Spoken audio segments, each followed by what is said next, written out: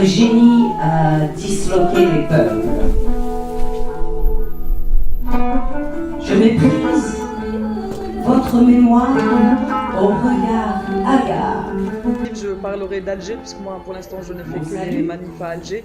Même si j'ai pas commencé le 22, j'ai commencé à marcher à partir du 1er. Le 22 malheureusement n'ai pas trop cru à l'appel à manifester, donc j'ai préféré rester dans le côté observateur, beaucoup plus que être dans l'action, comme on dit. Les deux faits importants qui sont marquants à chaque manifestation, c'est l'unité nationale. Il y a aussi un autre truc qui m'a interpellé, c'est l'anti-impérialisme profond de la nation algérienne. On l'a vu à chaque fois que des États, je parle des politiques françaises ou américaines ou peu importe, ou russes, où il y a eu des rumeurs de tel ou tel État qui voulait avoir un avis sur ce qui se passe en Algérie. La réponse du peuple a été claire, c'est un problème algéro-algérien, il ne regarde personne. Les Algériens, je pense, ils sont de plus en plus conscients de la primauté des devoirs sur les droits. Les Algériens font preuve et si vous voulez, font preuve de grande maturité. Ils savent ce qu'ils ne veulent pas et savent ce qu'ils veulent. Chacun sait que les manifestations du vendredi ne suffiront pas à changer l'ordre des choses, à créer des rapports égalitaires, à modifier les règles du jeu, sans pour autant passer par des élections ou une assemblée constituante, comme certains le défendent. L'auto-organisation devient cruciale. Il ne s'agit pas de se perdre dans des controverses inutiles sur les réseaux sociaux, qui sont des armes de surveillance et d'intoxication massive, mais il s'agit de créer des comités concrets, réels, sur les lieux de résidence, de formation ou de travail, où les individus délibéreront de la prise en charge de tous les aspects de la vie quotidienne, sans les médiations de l'État ou des professionnels de la représentation.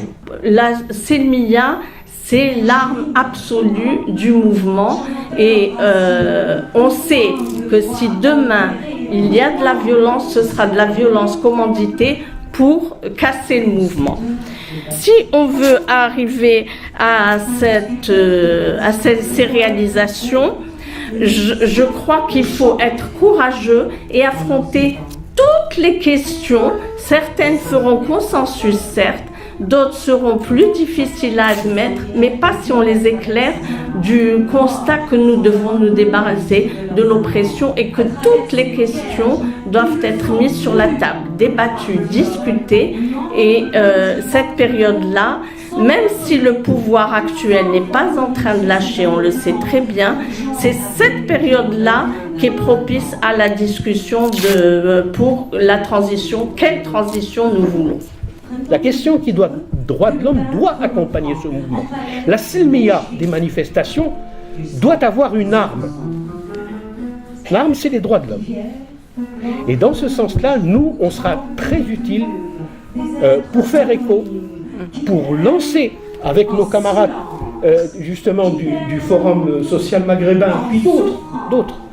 S'il y a une question, en fait, je rejoins la demoiselle tout à l'heure, s'il y a une question qui doit se poser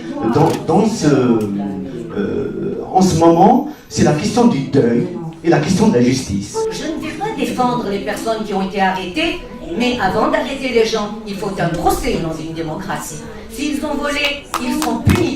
Mais arrêter tout le monde, donc n'importe qui demain peut arrêter même des marcheurs dans la rue parce qu'ils les dérangent par leur slogan. Donc ça fait peur, ces arrestations. Elles sont peut-être nécessaires, mais elles ne doivent pas se faire dans ces conditions.